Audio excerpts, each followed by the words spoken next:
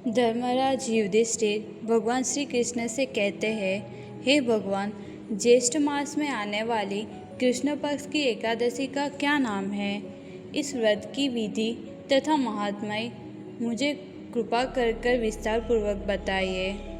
भगवान श्री कृष्ण ने कहा, हे राजन, ज्येष्ठ मास की कृष्ण पक्ष की एकादशी को अपरा एकादशी कहते हैं, क्योंकि यह अपार धन देने वाली है। यह एकादशी पुण्य देने वाली तथा पापों को नष्ट करने वाली है। जो भी मनुष्य इस व्रत को करता है उसे इस संसार में प्रसिद्धि मिलती है। अपरा एकादशी के व्रत के प्रभाव से ब्रह्महत्या, भूत योनि, दूसरे की निंदा आदि के सब पाप दूर हो जाते हैं। इस व्रत के करने से परस्त्री गमन, झूठी गवाही देना, झूठ बोलना, झूठे शास्त्र पढ़ना या बनाना, झूठा ज्योतिषी बनाना तथा झूठा वैद्य बनाना आदि सब पाप नष्ट हो जाते हैं। जो क्षत्रिय युद्ध से भाग जाए वो नरकगामी होता है, परंतु अपरा एकादशी का व्रत करने से वे भी स्वर्ग को प्राप्त होता है।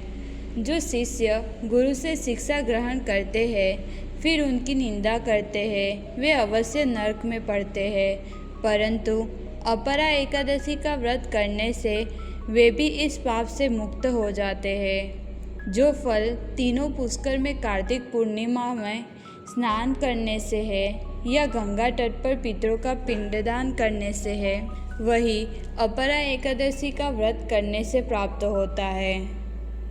माघ में जब सूर्य मकर राशि पर है उस समय प्रयाग में स्नान करने से, सिंह राशि के बृहस्पति में गोमती नदी में स्नान करने से, कुंभ में केदारनाथ के दर्शन या बद्रीनाथ के दर्शन, यज्ञों में स्वर्णदान करने से अथवा अर्ध प्रसूता गोदान से जो फल मिलता है वही फल अपरा एकादशी के व्रत से मिलता है। यह व्रत पाप रूपी ईंधन को जलाने के लिए अग्नि, पाप रूपी अंधकार को मिटाने के लिए सूर्य के समान, मृगों को मारने के लिए सिंह के समान है। इसलिए सभी मनुष्य को अपने पापों को नष्ट करने के लिए इस व्रत को अवश्य करना चाहिए। इस व्रत के महात्म्य को सुनने से मनुष्य के सभी पाप नष्ट हो जाते हैं। प्राचीन काल में महिध्वज नामक एक बड़ा धर्मात्मा राजा था। उसका छोटा भाई वज्रध्वज बड़ा ही क्रूर, अधर्मी तथा अन्यायी था। उसे अपने बड़े भाई से द्वेष की भावना थी। इस भावना से एक दिन उसने अपने बड़े भाई की हत्या कर दी और उसके देह को जंगल में एक पीपल के वृक्ष के नीचे गाड़ दिया।